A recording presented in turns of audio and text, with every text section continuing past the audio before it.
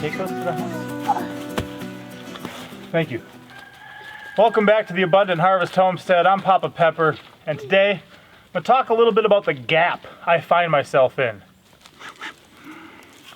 This gap is not only a generational gap, but it's also an information gap. What I find, especially as we try to live an intentional, connected life, where we try to take care of our own needs, like heating our house with wood, that there is a giant gap. You see, generationally, my parents and their parents, a lot of times their parents, and especially those before, had a lot of real life skills. A lot of these people grew a lot of their own food. It wasn't uncommon for almost everyone in a community to have some sort of garden. They saved their own seeds. They took care of a lot of their own needs. A lot of them had some sorts of animals on their property that could reproduce, that could take care of some of their, dietary needs. You want to run this one in too, Bugger? And what happened is a lot of those real life skills, from how to properly, cut down a tree without having it land on your house or on yourself or your children, to just simple life skills, have slowly been lost over the years. And you wind up with a lot of people my age or younger, and it's probably getting worse, that really don't have a clue about real things in life. They think food comes from grocery stores. A lot of them think that's the origin, the source. They look at something from the garden and they're like, oh, that's dirty. Becomes unappealing to them. And even just the instant I can drive to the store or place an order on Amazon, have stuff delivered right to my house without just any effort. I'm just clicking buttons or just taking a short drive, grabbing it at the store. To think about having to plant a seed, till the soil, and begin to work it that way and wait for a return on that investment that could take months, or in the case of fruit trees or something, even years, it's just extremely unappealing to them.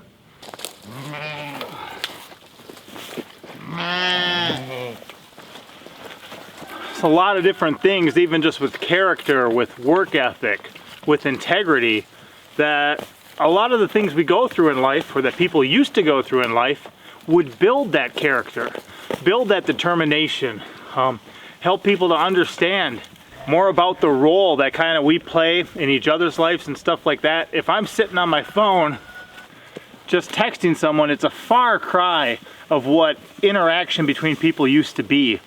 It's really kind of sad. So what we find is that a lot of times, Mama Pepper and I, we have 7 children now. We homeschool our children. I try to find a lot of things to do from home so that I can be present, even though I can still be the financial provider for the family. And it's a group effort, it really is. But I can be home and do that. It creates a whole different situation for us. One thing I periodically talk about too is, parental responsibility. I understand that there's systems set up. One of them would be the government school system, that we have these options of places to send our children for teaching, for training, for education, both public and private, But also we have an opportunity to be more hands-on. Not everyone chooses it. We have for a lot of reasons. And as people sometimes interact with us, I once had a man at a restaurant, and he saw us walk in. I think we only had about 5 children at the time. I think it was right after Buddy Pepper, our little bugger, was born.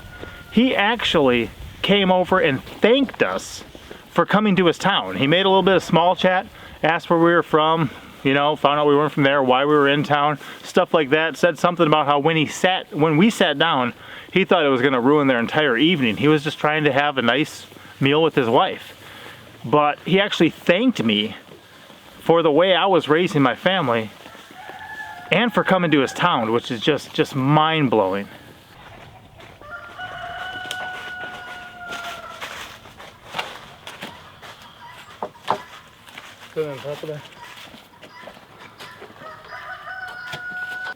So when I think about the informational gap, it seems people used to have these really cool storage devices for information.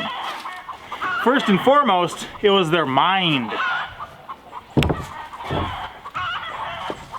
People used to be able to remember like even entire piles of phone numbers. These days, people barely know any phone numbers.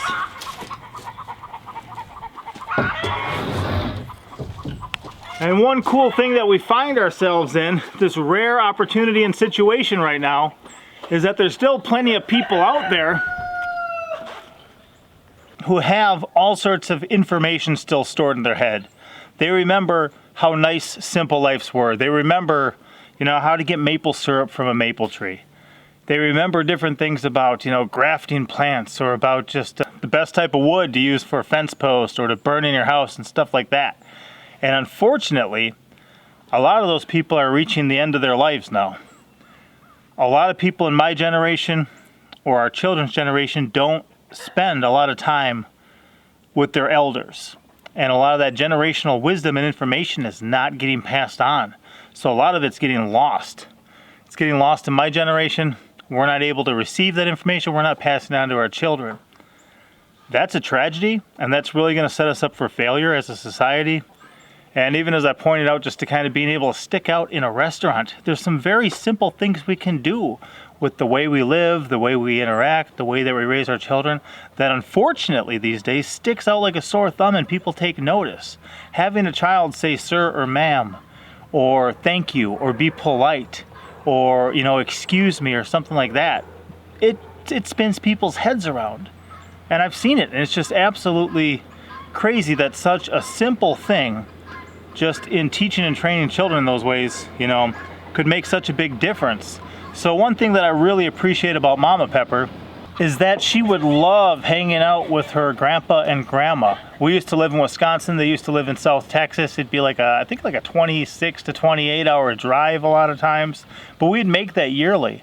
And just the way that she would interact with them and talk to them, it was amazing. Before my maternal grandmother passed, we would specifically just take trips up there to visit her and hang out. And, you know, and then my wife would ask a lot of good questions too, and just learn about some of those things that people once knew. It was, you know, once common in this world, but we're missing and losing all that information right now. You know, there's a stereotype about teenagers, and personally, I don't even believe in teenagers. From my point of view, my children are never going to be teenagers. We're not going to believe in things like teenage rebellion and just promote that idea. It didn't used to be commonplace like it is today. So some of the things that we get kind of locked into are things we set ourselves up for. And I think they're almost self-fulfilling prophecies. You don't treat a child differently based on what numerical number they are. Yes, there's certain things that pertain into that spectrum. But as far as like teenagers are concerned, they're either big children or they're young adults. And you can tell based on the way that they behave, not on what number, you know, they are for their birth year or something like that, you know. It's not their age. It's how they behave and who they're becoming as an individual. But the stereotype a lot of people have with teenagers is that they're know-it-alls. They already know everything, so they won't listen to anything. I find a lot of people seem to have not grown out of that. So they're in their 20s, they're in their 30s, they're in their 40s, and they still know it all. They won't humble themselves. They won't consider even these posts here. Somebody made a comment, I had it in my last video. I was doing something wrong when I was putting these in the ground, and there was still room for improvement with the way that I did it. But they said, hey, it would be better if you did this. And I'm like, you know what? You're right. And not only that, I had already heard of that. I already had a familiarity with it. So I sat there and undid some of the work that I did do to do it right, and then, you know, put it back in. Pride's a killer in a lot of ways. We got to be careful and humble ourselves and never be beyond reproof, never be beyond correction. Having somebody with information share it with us and then apply it to our lives. This one's probably a good one. There you go. This one's sticking out too far. This one actually. Maybe one closer.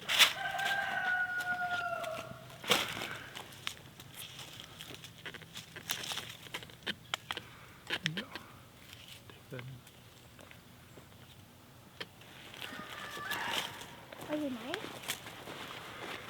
So at this point, my advice and the purpose of this video is rather simple.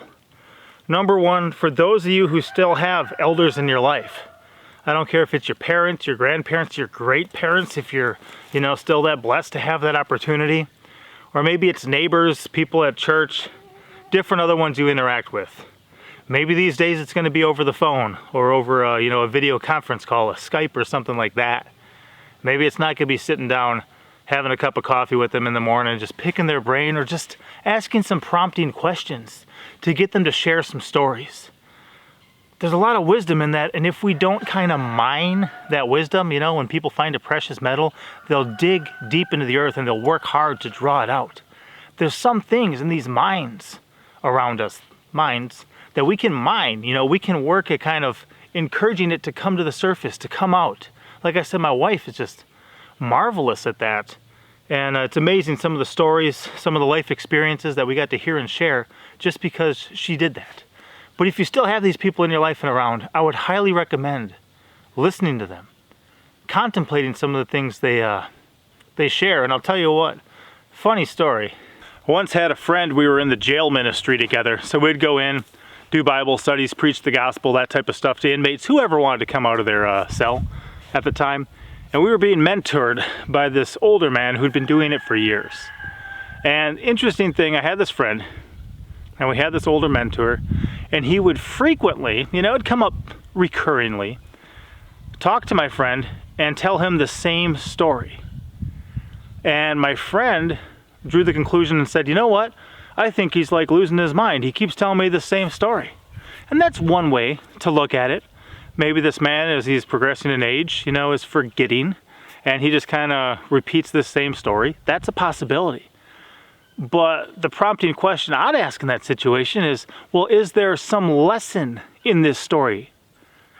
And is there something he's seen in your life that causes him to share this story to help you think about that story to get that lesson out of it? Things aren't always as they appear. It's not always our first knee-jerk reaction that's the right or appropriate one in a situation like that. Perhaps it's deeper. Perhaps, there's some precious truth in there, or a life example, or point to that story that we could apply to our life if we're willing to listen.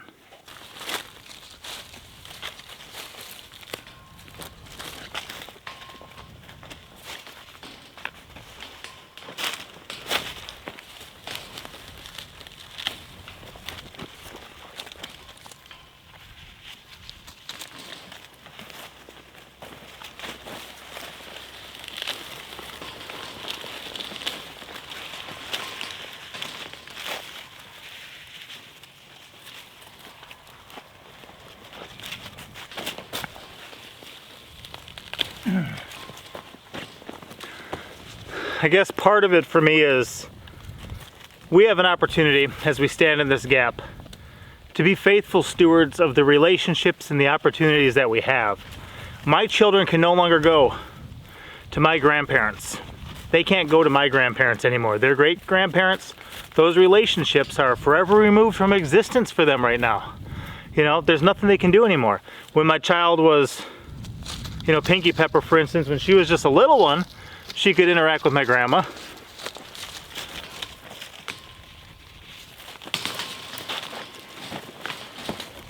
They met my grandpa and things like that, but they're not going to be able, when they get to be adults, to get any information really from them because they're gone. So we kind of look at it almost like running a race, a relay race. I can grab that baton from the generation in front of me and pass it back to the generation behind me. A lot of the things that we pass on generationally are not good. I know families where grandpa got drunk, had inappropriate physical interactions with his wife, I'll put it that way. So then the children did. And then their children did. You know, things like that can be passed down generationally. If you find yourself in a situation like that, do whatever you can in your generation to break that cycle so that you don't pass it on to your children. And then think about the good, positive, appropriate things that you can be passing on. Grab those good things, those words of wisdom, those characteristics, the integrity, whatever there is in that generation before you, let them hand that off to you. It may take some effort. And then try to pass it down to the generation behind you. So for those of you who are younger, that's one thing I would definitely recommend right now. And for those of you who are older, if you have children, grandchildren, great-grandchildren, one thing I would highly suggest is, in whatever way possible, whatever way makes sense right now, see if you can invest in those lives. See if you can take some of that wisdom, the life experience knowledge, you know, the stuff that only comes with living it out, to learn it the first time, and pass that on. Pass that on. I think it's amazing that in this information age, when people have these smartphones, right, they pretty much walk around like this and run into things. That's what they do with their smartphones. All the information in the world is at their fingertips, and yet they don't really know or understand almost anything. It's very strange. And the second that is off, you know, if the GPS isn't working, they don't know how to get to their friend's house. If their smartphone dies for a minute and they're stranded on the side of the road, they can't remember anyone's number to call for help. Those simple little things that once were commonplace, you know. My children could probably head down by the lake by themselves, catch a fish, and clean it, and know how to cook it and eat it. A lot of times if they're bored or they want a dessert, they'll pull out a cookbook and they'll teach themselves a new recipe. You do that a couple times, following the instructions, you should be able to kind of remember that information in your mind. The next time you remember some of the measurements, you remember the bake time, you remember what pan it fits in, and you don't need to sit there with the book the entire time. So I just wanted to kind of explain about why you see some of the things happening on this channel that you do, and set up kind of some of the backdrop for some of the newer subscribers. I find myself in a gap. There is both a generation gap where we're moving up to the next one. You know, another decade from now, I could be a grandpa. It could happen. I could move up into the next kind of age bracket or generational category. And then also, a lot of the information is being lost right now, both in the fact that a lot of the older generations are passing away, but also in the fact that a lot of people go to the internet for their wisdom. If I have a hard copy book on my shelf, that's a rather difficult thing for somebody to edit and change the information, right? They have to come into my house. They have to take the book, rip some pages out, something like that. People don't really use encyclopedias anymore. But with some of the things on the internet, it's very easy to change the information. It's very easy to fact check it. It's very easy to take that information and edit it, ghost it, have it disappear, delete it, and all of a sudden that's no longer available. Which is why we really like, you know, books. We really like having them on hand, teaching children to read, helping them understand how to draw that information out of the books themselves.